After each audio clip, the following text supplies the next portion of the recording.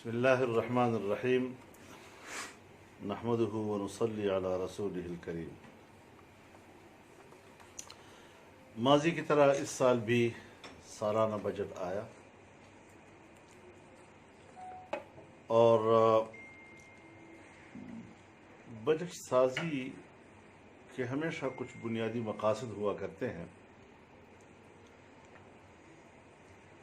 سب سے جو اولین مقصد بجٹ سازی کا ہوتا ہے وہ ملک کی معاشی ترقی ہوا کرتا ہے، لیکن بجائے اس کے کہ بجٹ کو ہم اس نظر سے دیکھیں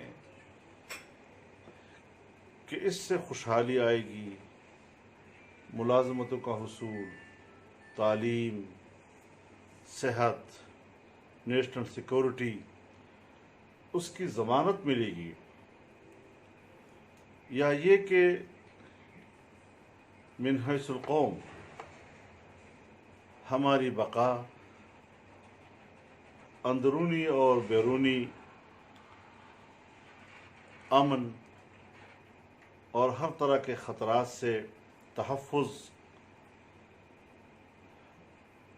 وہ مد نظر ہوگی، تو اس کا جو پیمانہ ہوتا ہے ہمیشہ وہ قومی آمدنی کا سالانہ شرح نمو ہوا کرتا ہے، جس کو آپ جی ڈی پی گروتھ کہتے ہیں۔ پاکستان کی تاریخ میں ایسے سال بھی آئے ہیں کہ ہمارا جی ڈی پی گروتھ 5%، 7%، 11% تک بھی رہا ہے۔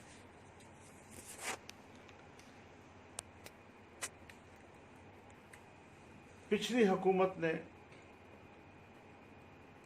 جو سالانہ بجٹ دیا تھا، آخری بجٹ، اس میں 5 اور 6% کے درمیان انہوں نے جی ڈی پی گروتھ بتائی تھی، اور اس سے اگلے سال جو انہوں نے تخمینہ دیا تھا قوم کو وہ 6 سے 6.5% شرح نمو کا دیا تھا۔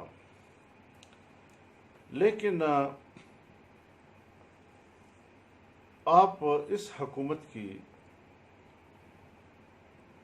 ناکام ترین کارکردگی، سالانہ شرح نمو 0.4 بتایا گیا ہے۔ ممکن ہے چند دنوں میں کوئی اشاریہ کے نیچے کچھ اعداد و شمار میں اوپر نیچے وہ کر سکیں، لیکن پاکستان کی تاریخ میں آج تک جی ڈی پی گروتھ کو 0 سے نیچے چلا جانا، منفی ہو جانا، اس کی کوئی مثال موجود نہیں ہے۔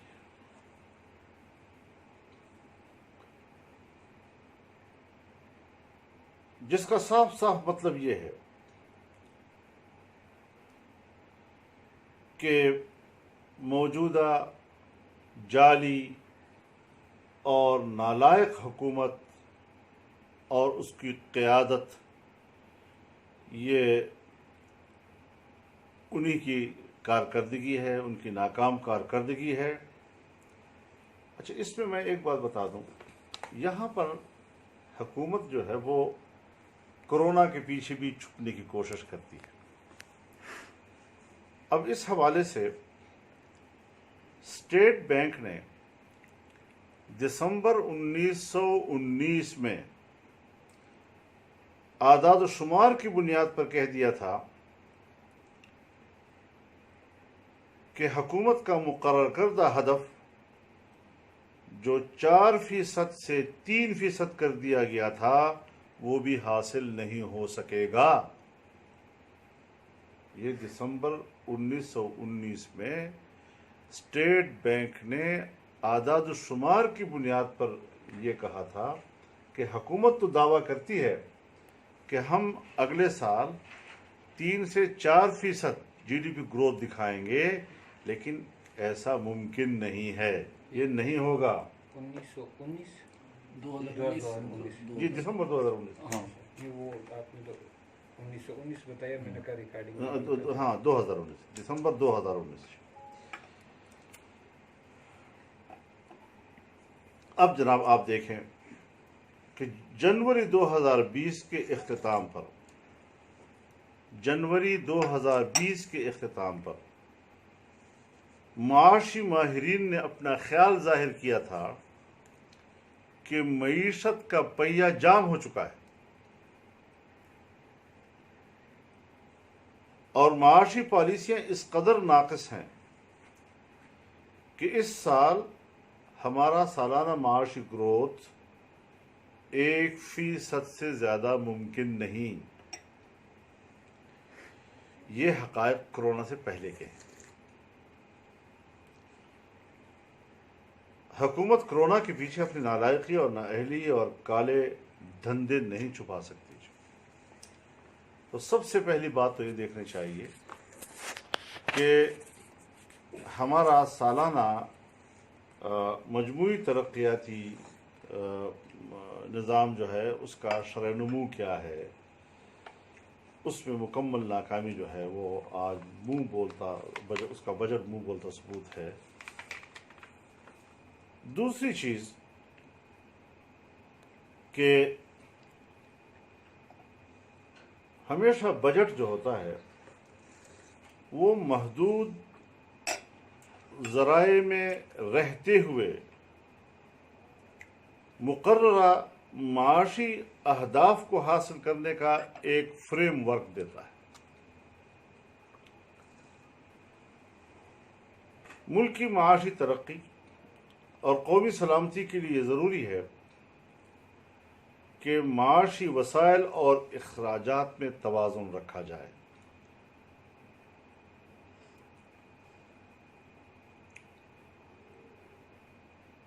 اس توازن کے پیمانے کو فسکل ڈیفیسٹ کا نام دیا جاتا ہے۔ اخراجات آمدنی سے جس قدر بڑھتے جائیں گے آپ کا بجٹ خسارہ اسی قدر بڑھتا جائے گا، اور تاریخی طور پر پاکستان میں بجٹ خسارہ ہمیشہ 5 سے 6% بلکہ اس سے بھی کم رہا ہے، جبکہ موجودہ حکومت میں اکنامک سروے 2020 کے مطابق خسارہ 9% بڑھ گیا ہے، اور جو 30 جون 2020 تک یہ 11% سے بھی تجاوز کر سکتا ہے۔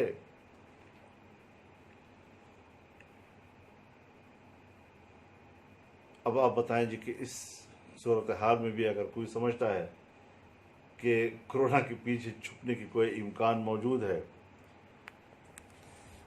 تو اس وقت جو معیشت کی بدحالی اور بجٹ کے خسارے سے متعلق جائزہ ہے،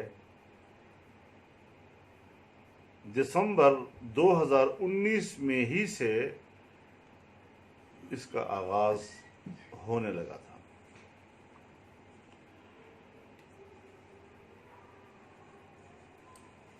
آپ موجودہ حکومت کی نااہلی کا اندازہ اس بات سے بھی لگا سکتے ہیں کہ بجٹ 2019 اور 20 میں بجٹ خسارے کا ہدف 7% رکھا گیا تھا، جو کہ ماضی کے اعداد و شمار کے مطابق ناقابل قبول تھا، لیکن نالائقی کی انتہا یہ کہ اس میں خسارہ 9% سے بھی تجاوز کر گیا اور 11% تک آگے جانے کا اندیشہ موجود ہے۔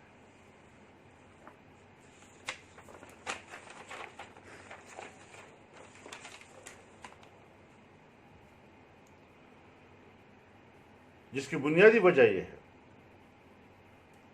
کہ یہ حکومت اخراجات کو محدود رکھنے میں ناکام ہو چکی ہے ٹیکسوں اور دیگر محصولات کے اہداف پورا کرنے میں ناکام ہو چکی ہے۔ شرح سود کی انتہائی بلند سطح ہمارے جیسے ملکوں میں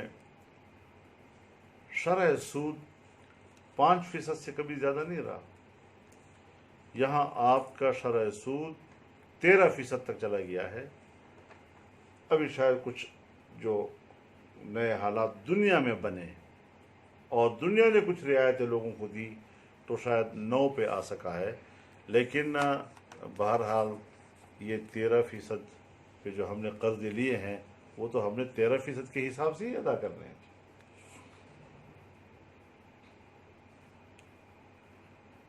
اسی طریقے سے ہم نے کمرشل قرضوں پر انحصار کیا ہے، اور کمرشل قرضے تو ظاہر ہے جی کہ لین دین اور تجارت کی بنیاد پر ہوتے ہیں، اس میں تو آپ کو نفع دکھانا ہوتا ہے، اس میں تو آپ نے ان کو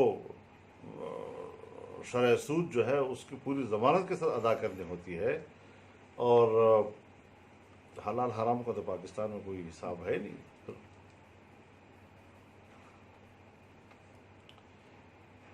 اور یہ بات ثابت ہو گئی کہ حکومت پر عوام کا اعتماد نہیں رہا، اور عوام نے اس حکومت کو ٹیکس ادا نہیں کیے ہیں کہ ان کو اندازہ ہے کہ یہ جو ہم ٹیکس ادا کریں گے حکومت کو، یہ ہماری فلاح و بہبود پر خرچ نہیں ہوں گے، خدا جانے کن علل تللو میں خرچ کیے جائیں گے، سود کے قرض میں ادا کیے جائیں گے۔ تو ظاہر ہے عام آدمی کو بین الاقوامی مفادات سے زیادہ اپنے گھر کے مفادات زیادہ عزیز ہوتے ہیں، اور جب وہاں اپنے ملک میں ان کو کوئی مفاد نظر نہیں آئے گا تو پھر عوام کی دلچسپی ختم ہو جاتی ہے۔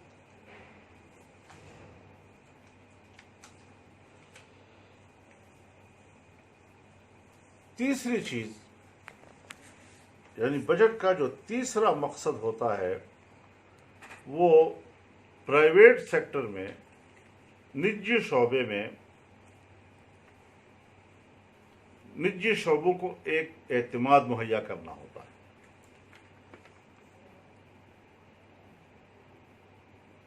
تاکہ وہ معیشت کی ترقی میں فعال کردار ادا کر سکیں۔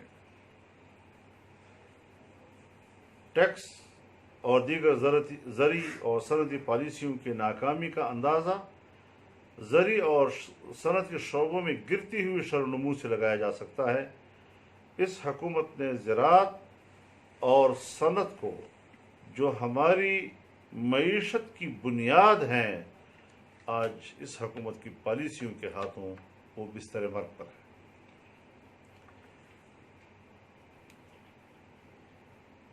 زراعت کے شعبے میں گروتھ آپ کی 1% سے بھی کم ہے،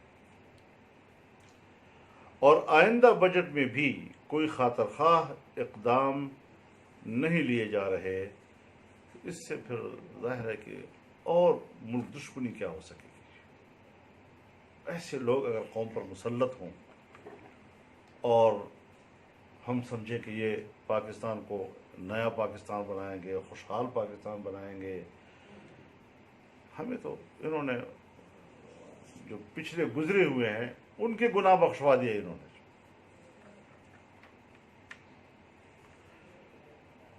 چوتھی چیز جو ہمیشہ بجٹ میں مد نظر رکھی جاتی ہے اور حکومتی پالیسیوں کا حصہ ہوا کرتی ہے، وہ اپنے قومی ذرائع پر انحصار ہوا کرتا ہے۔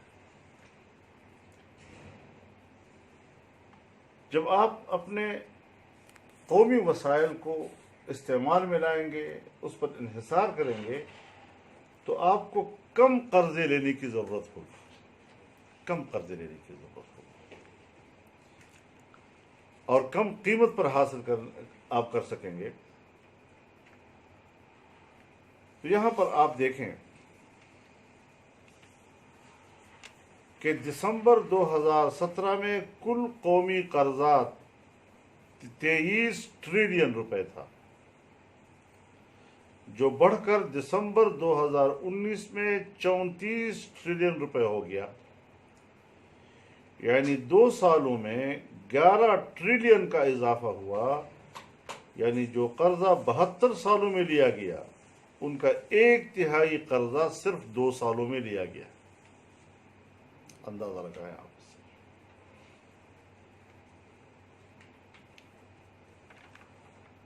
ظاہر ہے کہ ہم ان حالات میں اپنے عوام کو بھی پکاریں گے، دانشوروں کو بھی پکاریں گے، اور جو حقیقی ارباب اختیار ہیں ان کو بھی متوجہ کریں گے کہ ملک کی کشتی آخری ہچکولوں پہ ہے۔ تاریخ بڑی برہم ہے۔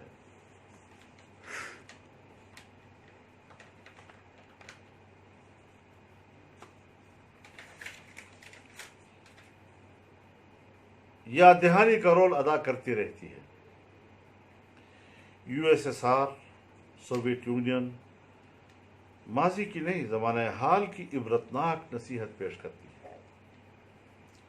جس ملک کی معیشت کو دیمک لگ جاتی ہے اس کو گرنے سے کوئی فرسٹ ایڈ روک نہیں سکتی۔ جب معیشت لاغر اور ناتواں ہو جائے تو ملک کی سلامتی اور تحفظ کی ضمانت مشکل ہو جاتی ہے۔ آج ہمیں ملک کی سلامتی کی فکر دامنگیر ہے۔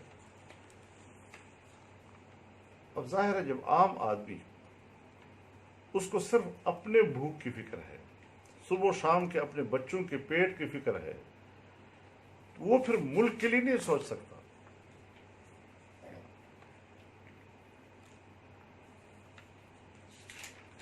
وہ جس طرح مقولہ ہے نا ہمارے اکابرین کا کہ جو شخص اپنی معاشی فکر سے آزاد نہ ہو وہ انسان تو کیا ایک چیونٹی کی بھی خدمت نہیں کر سکتا۔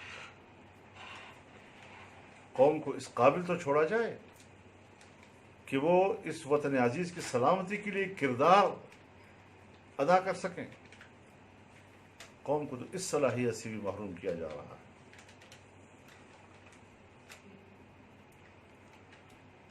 بجٹ 2019-20 میں ٹیکسوں کا ہدف 5,555 بلین روپے رکھا گیا تھا۔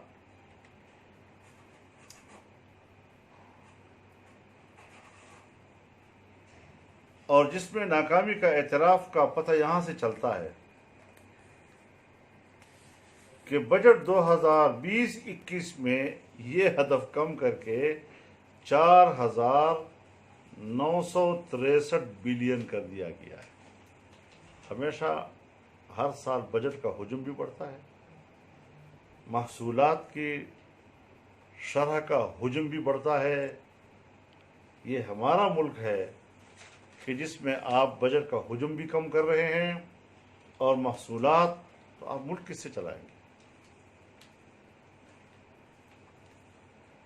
پاکستان کی تاریخ میں غالباً یہ پہلی بار ہوا ہے کہ بجٹ کا مجموعی حجم پہلے سال سے کم کر دیا گیا ہے۔ یعنی 2020-21 کا حجم 7.3 ٹریلین روپے ہے، جو کہ بجٹ 2019-20 سے 11% کم ہے۔ آپ اس سے خود اندازہ لگائیں کہ ملک کی معیشت کی ترقی کی بجائے کس قدر روبہ زوال ہے۔ قومی آمدنی بڑھنے کی بجائے تنزلی کا شکار ہے۔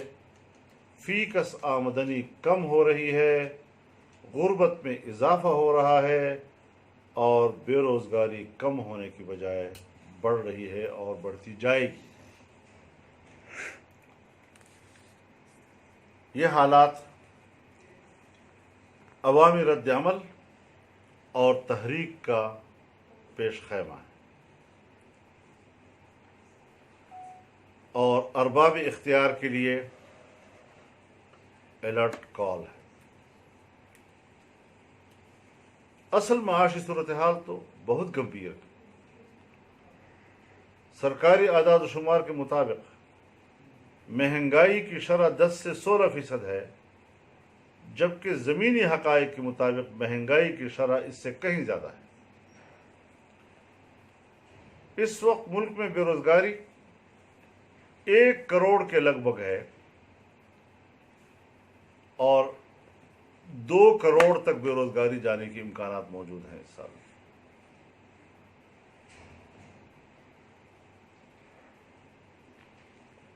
ظاہر ہے کہ اس سے غربت میں اضافہ ہوگا اور معاشرتی بد امنی اور بے چینی پیدا ہونے کا خطرہ ہوگا.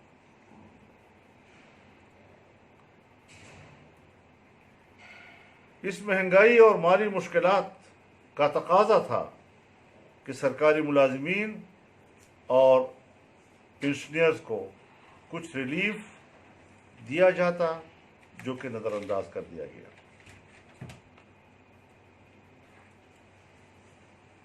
تجارت خسارے کی صورتحال واضح کرتی ہے کہ بیرونی تجارت جمود کا شکار ہے. صنعتی گروتھ نہ ہونے سے معیشت کا پہیہ جام ہے اور تجارت میں کمی سے ملک کا بیرونی قرضوں پر انحصار بڑھ رہا ہے. فارن ایکسچینج ریزرو دسمبر 2019 میں $11.3 بلین تھا جو انتہائی کمزور معیشت کی نشاندہی کرتا ہے اور پھر روپیہ ڈالر کے مقابلے میں اپنی قدر مسلسل کھو رہا ہے، جو ظاہر کرتا ہے کہ ملک کا بیرونی قرضوں پر انحصار بڑھ رہا ہے. بیرونی تجارت اور بیرون ملک سے ترسیلات کم ہو رہی ہے اور اسٹیٹ بینک کی مانیٹری پالیسی ناکام ہو چکی ہے. بجٹ 2019-20 میں یہ ذرا اس کو اہمیت سے دیکھنا چاہیے کہ بجٹ 2019-20 میں صوبوں کے لیے $3,255 بلین رکھے گئے تھے، مگر بجٹ 2020-21 میں اسے کم کر کے $2,874 بلین کر دیے گئے ہیں. ابھی بھی آپ کہتے ہیں جی کہ NFC وارڈ میں ترمیم کریں. جو پیسہ قومی محصولات سے صوبوں کو ملتا تھا اور پچھلے سال اس کا حجم $3,255 بلین تھا، آج وہ $2,874 بلین ہو گیا ہے. یہ ہماری معاشی ابتری کو ظاہر کرتی ہے. اور دوسرا ظلم یہ ہے کہ صوبوں کو طے کردہ حصہ وقت پر اور مکمل طور پر ادا نہیں کیا جاتا. اب بجٹ 2019-20 میں طے شدہ حصہ 3,255 سے کم کر کے $4,202 کر دیا گیا اور وہ بھی مکمل طور پر ادا نہیں ہوا ہے. اب وفاقی حکومت کا تقاضا ہے کہ صوبے اپنے وفاقی حکومت تقاضا کرتی ہے اس وقت کہ صوبے اپنے بجٹ سے بچت کر کے یعنی بجٹ سرپلس کر کے مرکز کے خسارے کو کم کرنے میں مدد دیں. بجٹ 2019-20 میں صوبوں کی مالی مشکلات کی وجہ سے صوبے بھی خسارے کا شکار ہیں. صوبوں کا 2019-20 میں